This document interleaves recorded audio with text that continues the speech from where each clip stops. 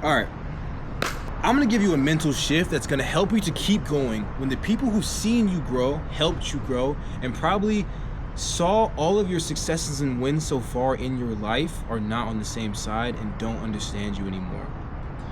It sucks. The reason why it's important is because you're gonna be clouded by what they think of you. They perceive you a certain way, and they perceive your actions a certain way because they don't understand them. And if they don't understand them, combined with the fact they don't agree with it, or it contracts with their worldview, and they don't have the time to learn it because they think they already know you, this is gonna cause a large amount of cloudiness in your thought process. I was driving on the way back to a couple of friends' houses, and on that drive, coming down the highway, had my phone in my hand, playing music or whatever, not saying I was texting and driving, of course. It was just like a cloud of just thoughts in my brain. It was like, why am I doing this? What am I doing? It's almost demotivating because every time shit gets hazy, it's almost like you don't want to move because it's easier to move when you have a direction. No direction, you're kind of just putting energy out, and your body and mind knows that shit. So this solution, this quick thought, the reminder, saved me from probably losing 40% of my day, 40% of my output that day and everything. Even when I walked into a situation. That was before I even got there. I had the cloudiness because I knew they're gonna say it. And I got to the house and I walked in and I grabbed my stuff to go on my goals. And still it caused me some pain. And then after I use it again. So this solution can be reused multiple times and just kind of like give you that fire. And there's a couple of clips that I play. I actually put the MP3 below. I play a certain MP3 from a couple of guys that I look up to online. And it reminds me of this too, because they use it when they think. So, who am I? I'm a 22-year-old trying to be the first person in the family to really to have massive success in business. We're talking like multiple millions kind of vibe. My goal is to build one digital product to $1 million in revenue and then take that cash flow for the low risk business to put it into a high risk endeavor. And at the same time, develop my girlfriend, my relationship with her, develop my friends' relationships, develop with myself mentally, be strong, have big gains, the whole vibes, right? So, and on that path, pretty much, it's completely averse to what my parents wanted me to do, completely averse to what my dad wanted me to do. I dropped out of academic scholarship, and that was like the number one most pain that I probably felt in my life, and my parents probably had pain the same day. They were frustrated by it, they disagree with it, they're still mad about it right now. And here's what I do to stay clear-minded on the path, even though I know that'll pay off in the future. I'll make it quick for you too. Here is it. You want to win. Sounds simple. Remind yourself of this. When I was talking to my parents about leaving college, about not doing college, about the decisions I was making, about sleeping in my car a couple nights, about being on friends' couches, about just going to get coffee and not eat, about fasting, about going to the gym, about not taking the job that doesn't give me any time to think about business. None of it made sense to them. And they had their own interpretations of what I was doing. You're doing it because you don't want to be controlled. You're doing it because you don't respect authority. You don't like people. You don't like what we're doing. You want to compete against us, our thought processes. You don't want to do what we say you should do, all that stuff. And it clouded up my judgment. I got in the car and it never affects me in the moment, but it's always that 2 or 3 days later, where let's say the event happened here. I put it in black this time, pen. Let's say the event happened right here on the time scale.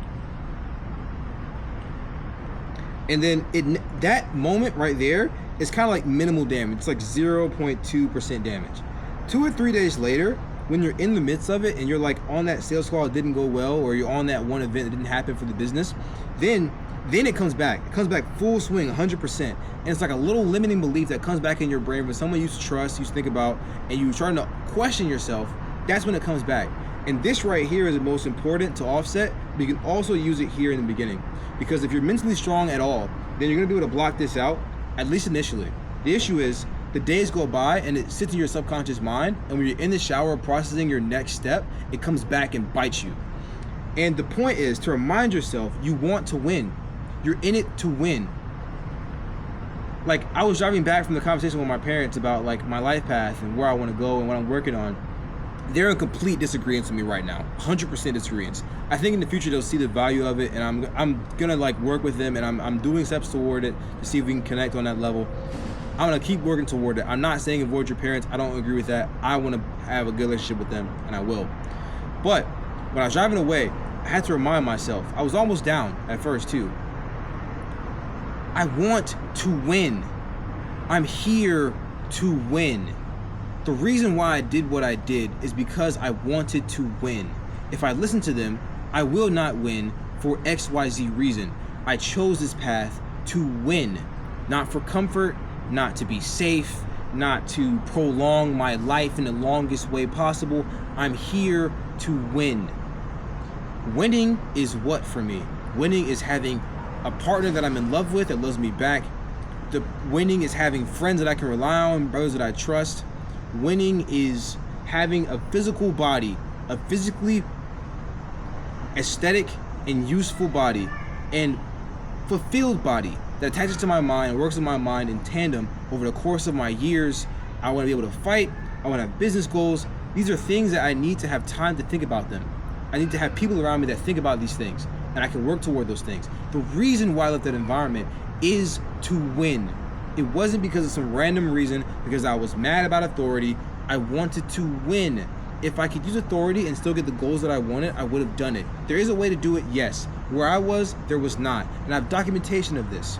I want to win. What does that mean?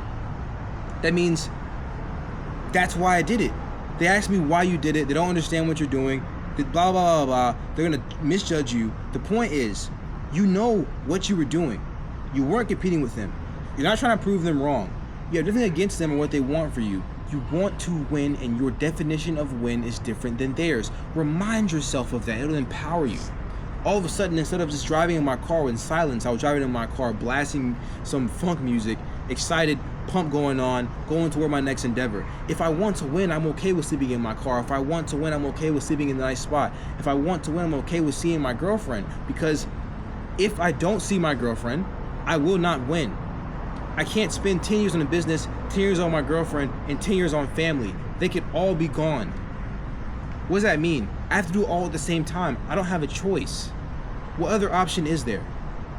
So, the situation. This is based upon one moment from the Andrew and George Janko podcast on George Janko's channel. And he was talking about, well, George was talking about scrolling. He was talking about scrolling on his phone. Not scrolling, a similar thing, which is just like him smoking weed before he goes to bed. And when he did this task, it was for him to unwind, right?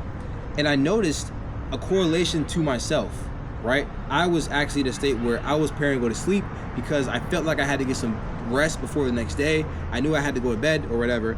And it was pretty much like, it had tied to my sleep interpretation or perception of sleep, because I was in my bed on my phone. I wasn't in my bed asleep. I wasn't in my bed resting. And when I woke up, I would get on my phone again because of the allotted sleep time or relaxed time, not because I was doing it to win. You remind yourself again, all of a sudden you wake up in the middle of the night, or wake up early, go to bed early, whatever, you go to your bed, and you're still working on the task because you want to win the entire time. You wake up from your sleep, you work again, you go back to sleep. You wake up again, you work again, you go back to sleep. You had the opportunity to do it. The only difference is, now this time's not allotted for quote unquote rest, it's allotted for winning. You're sleeping to win. You're sitting down to win. So, how's that applied to the sleep model? Now, this is two videos. The first video was Andrew Tate and George Janko on the podcast. The second video was Andrew Tate by himself talking about how he was waking up in the middle of the night at like 2 a.m., 3 a.m., and then he would just work and go back to sleep. And he compared that to folks who don't do that, who wake up in the middle of the night and then go on their phone and start just pretty much just like bull crapping, right? This resonated with me because I was currently in the state of bull crapping on my phone when I saw this video. Attached two together, and then I applied to the next day where I had a talk with my parents that was pretty much like, you should have done this. You should have done this in the past, and they're just mad about it. I was able to understand I have no interest in hindsight. I said that, and it moved the conversation forward some. It allowed me to move my brain forward some and get some of the damage off of it, of the damage from momentum, because it's less about being there. I know I want to be there. I know I want to be around them. It's more about the fact that if I go back and they're not on the same wave as me, then I lose motivation toward my goal and I question myself because people I care about sit in my brain. On the first moment, it doesn't come up. It comes up 3 days later when I'm questioning if I'm on the right path or not because something went wrong in the business. It's that mindset shrink I'm trying to maintain over a long period of time. So, reminding yourself why you started. I did this to win. I want to win. I don't want to be comfortable. I don't want to be safe. I want to win. So, there we go. Next, I kind of already explained this. But the end of that conversation was based in pretty much the fact that a couple of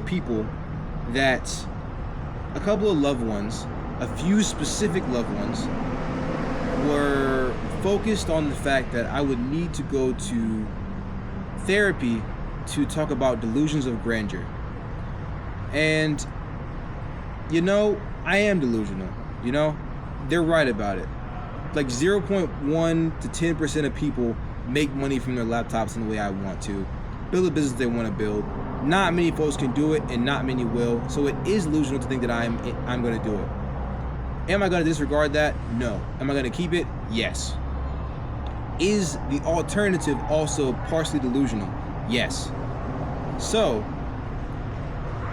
the thing is, when looking back at that moment, my first thought toward it in reflection was, wow, this sucks, And it was probably pretty close to me. Because honestly, at this point, I wanted to say it was making me want to stop working on my stuff and just do what they said. But in reality, it didn't. It doesn't matter. I'm here to win. If I didn't do this path, I wouldn't be able to win. So does it matter? No. So I sit there, listen to the conversation, and there was a point in the conversation where he mentioned my car, and I said, yes, you know what? I'm gonna go check on my car. And I kept that bullet point in my brain. The rest of it I can't use because they don't want to win like me. It is what it is. It sucks to say, but it is what it is, It is what it is. So, even in the face of someone that you genuinely care about, telling you that you have illusions of grandeur, you're not going to make it, all this stuff, think about what they see, how they think, what they're saying to you, what they see from their old worldview. What have they seen from their own lives? Have they made it? Do they believe in you? Do they believe in the goal that you have? Or do they believe in the idea of what they put in you based upon their own world? Part of it is useful, part of it is not. But at the end of the day, you're gonna die, I'm gonna die, they're gonna die. What is the way to win? The only way to win is to be fulfilled and then try your best to connect with them. That's all I'm trying to do. And if you remind yourself of what actually a win is, it's hard to do bad things. I can't yell at someone for no reason if I genuinely think a win is both of us being happy in a conversation. I can't steal from someone. I can't steal from a friend, or I can't lash out at someone I care about due to short-term love or how I feel about them in the moment, because I know the win is for us to operate together in a world where we're both happy. So if you really focus on winning, it's hard to lose.